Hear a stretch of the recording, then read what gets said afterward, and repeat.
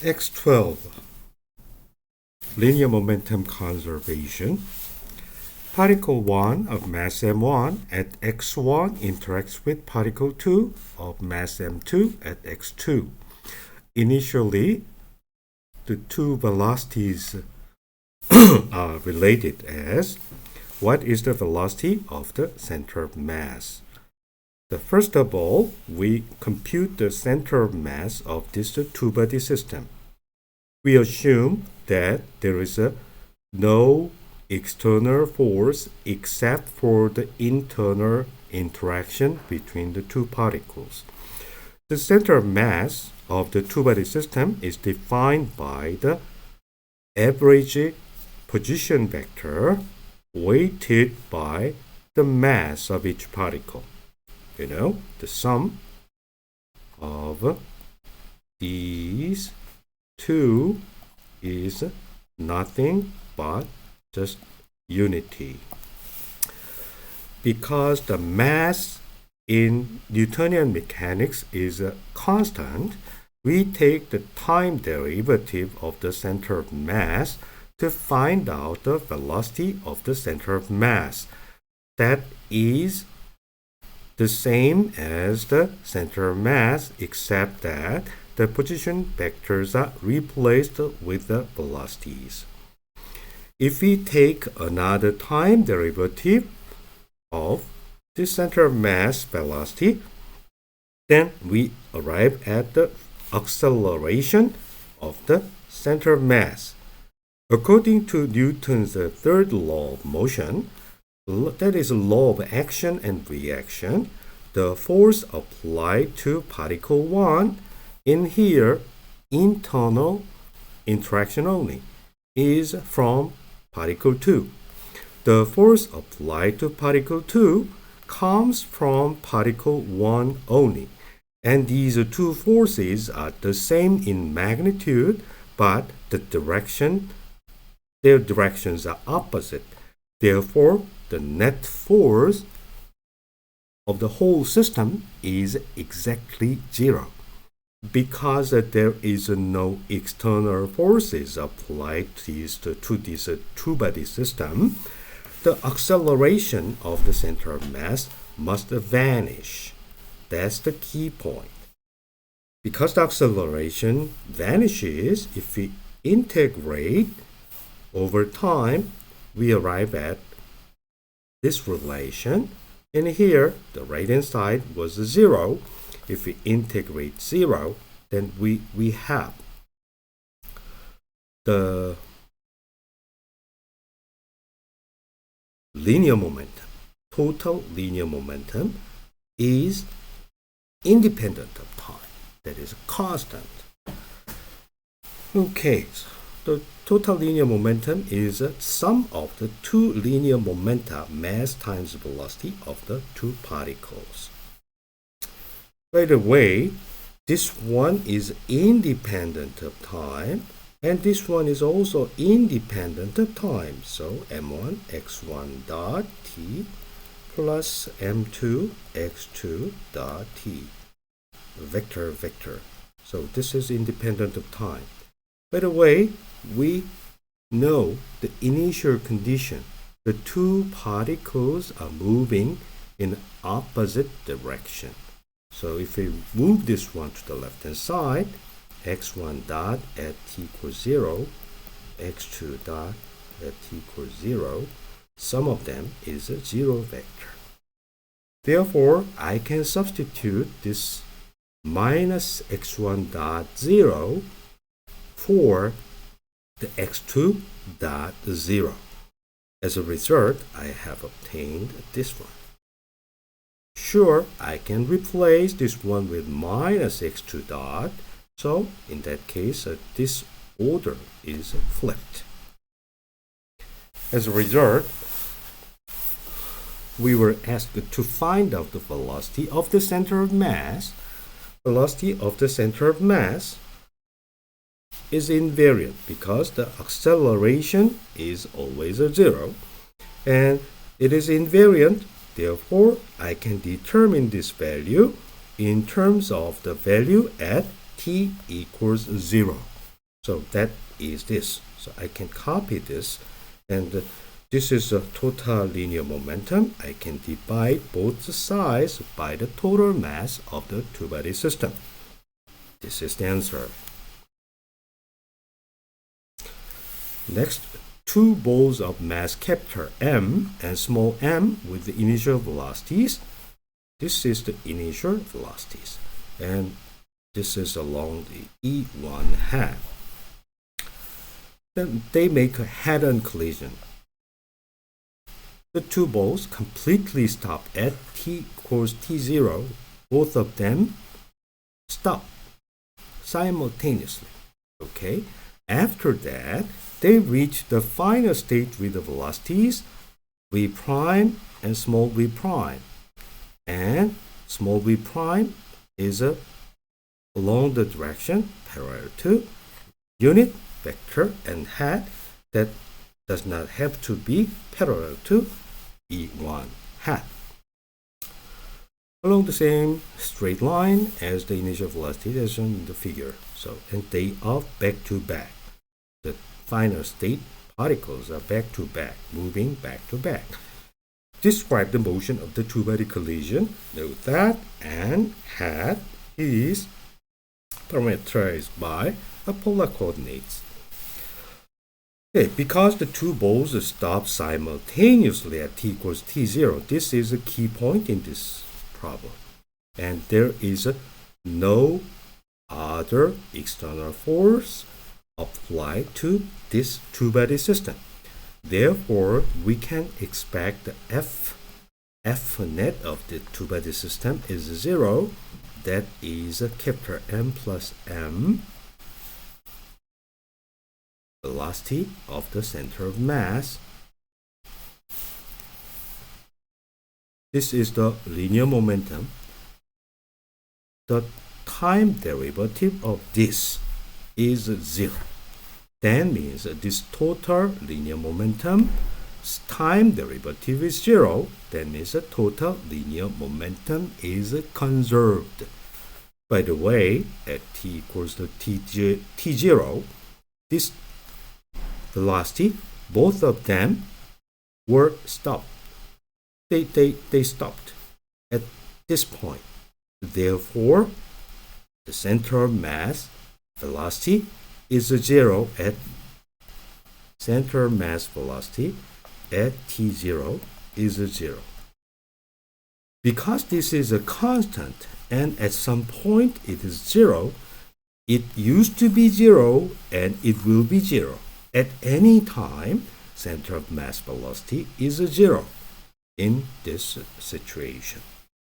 So total linear momentum is a total mass multiplied by the velocity of the center of mass, and this is 0 because of this constraint. So because this one is 0, whenever before the collision it should be 0, after the collision it should be 0. Always the sum of the linear momenta of the two body that those are interacting with each other and they are not influenced by any other external forces. Okay. Because of that, this becomes 0 and we have a condition that initial capital V is along the E1 hat and final small v is along n hat. So we use these two and constraints of these two velocities. I can rewrite this one in this manner.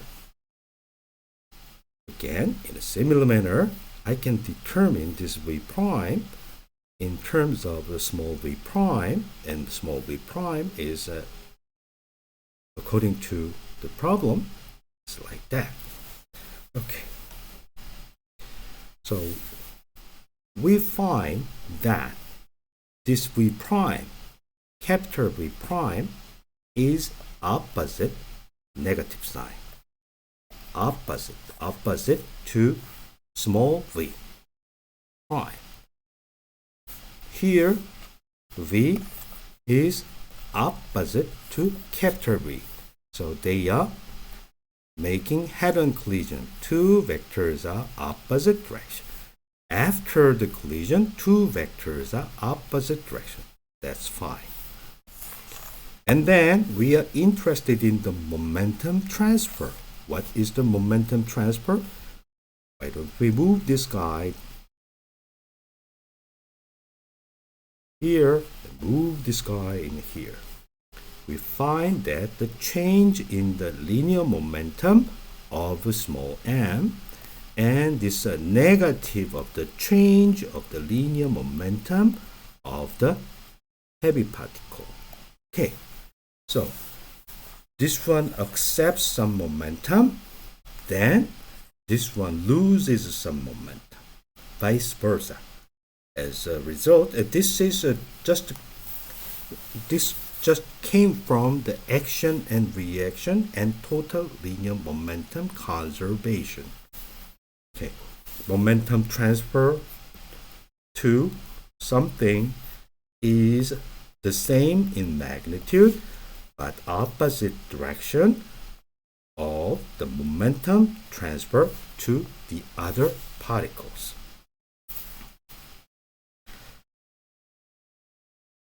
Next, we consider the massless spring of spring constant compressed by delta x. It's a potential energy. The spring has absorbed this amount of energy,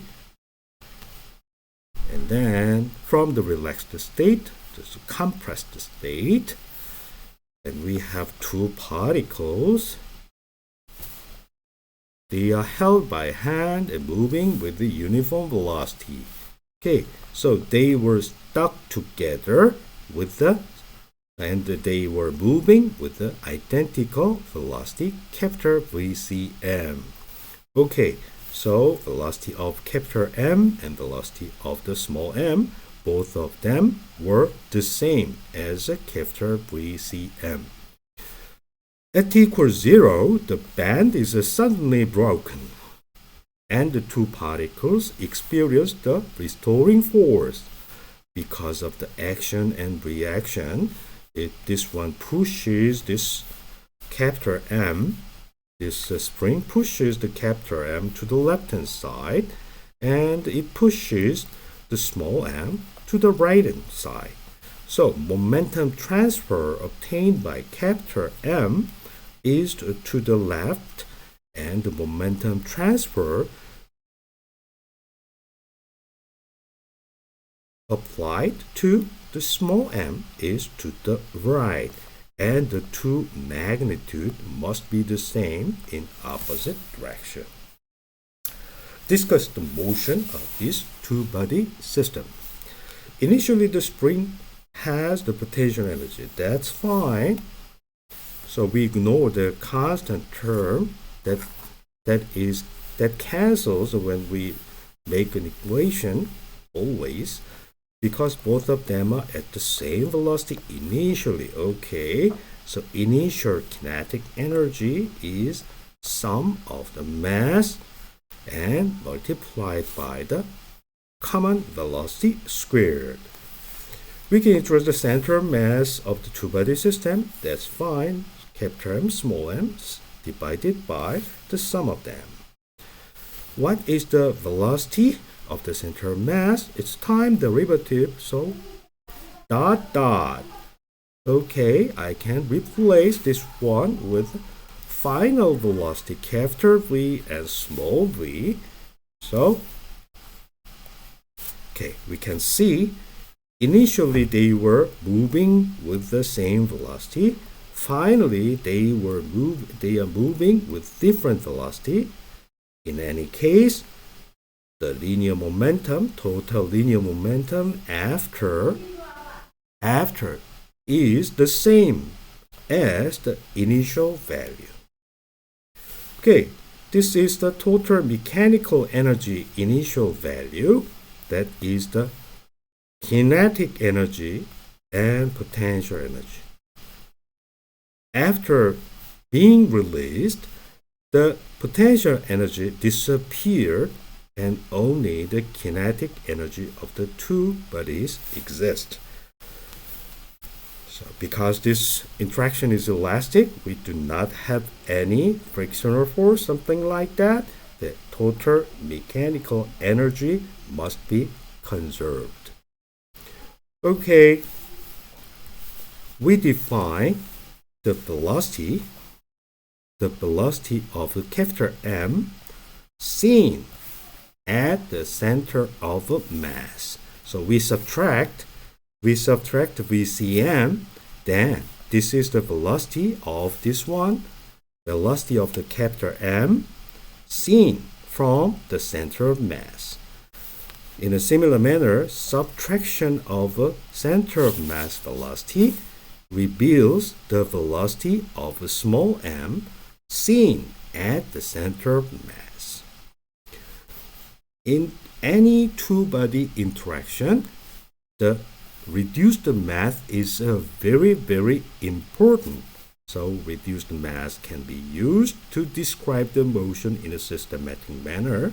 In addition, the relative coordinates velocity, that is relative velocity of the two particles, is also quite important. Here R is the position difference of the position, relative position vector. Here capital X should be X1 and the small x should be X2, the mass. So here is the reduced mass.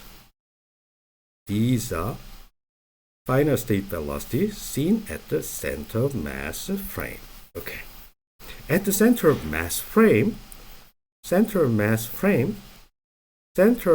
itself, so this dot of Cm, because the Cm itself is a zero at the center of mass. So that is a subtraction of the center of mass. So from the definition of center of mass, it is trivial to find that this is always a zero. Finally, if you look at this system at the center of mass, so total linear momentum after being released should be zero, because before the release, the center of mass is a zero at the center of mass frame.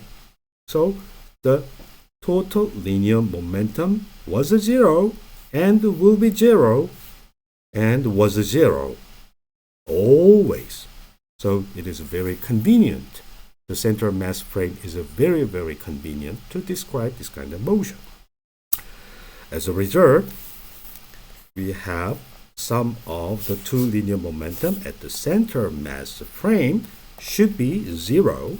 From this, they are back to back. In addition, the linear momentum square,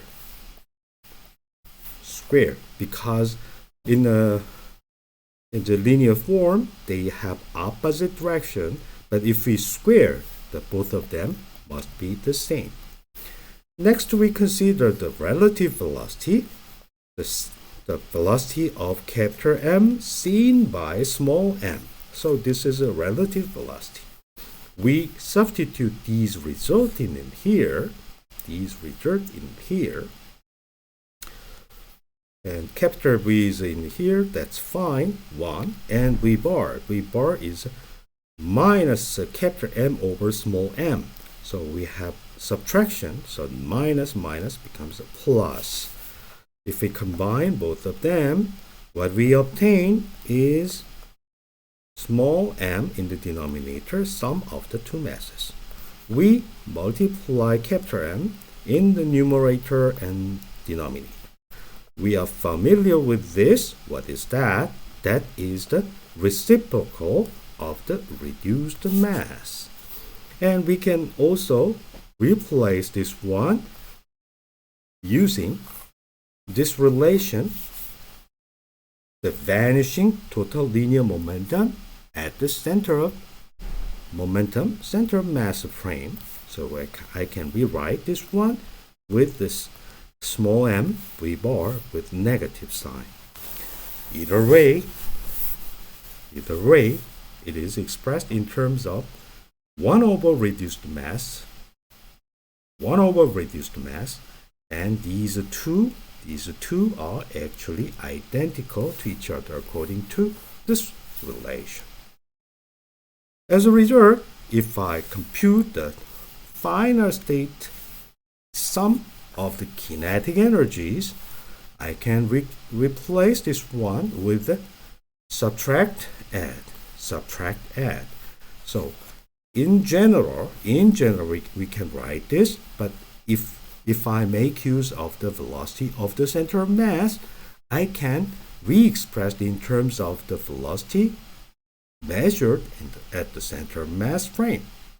This one also, after subtraction, it becomes the value measured at the center of mass frame. After that, I have to add the constant value that is the velocity of the center of mass. If I make an expansion, we arrive at these results. Okay, so this one, and this one, simplest one first. VCM, these are constant squared VCM. So coefficients are sum of the two masses. What's that? This is the kinetic energy of the system if capital M and small m are stuck together and moving together. And the other term, you will find we have this kind of term, but we remember this one vanishes. This one vanishes always. At the center of mass frame, the total linear momentum must vanish. So the crossing term vanishes completely, and the other term is the velocity 1/2 mv squared, kinetic energy relative to the center of mass. Okay, so in general, two bodies, they do not stick together. They are not stuck together. However, in general, they are moving with a relative velocity. In that case, the system of two-body system can always be expressed as a sum of the case both of them stuck together and the kinetic energy coming from the relative motion. If they do not move relatively, this one vanishes. Okay, that's the quite important point for the two-body system. Finally, the second part, coming from the relative motion relative to the center of mass, kinetic energy relative to the center of mass can always be expressed. After a tedious calculation, we find that this relative motion has the kinetic energy expressed in terms of a reduced mass and relative coordinate vector. So r dot, this one is a relative velocity. So this relative kinetic energy, the kinetic energy due to the relative motion of the two particles, is 1/2 reduced mass, that is a product divided by sum of the two masses multiplied by relative velocity squared. It is a very, very important in our future study.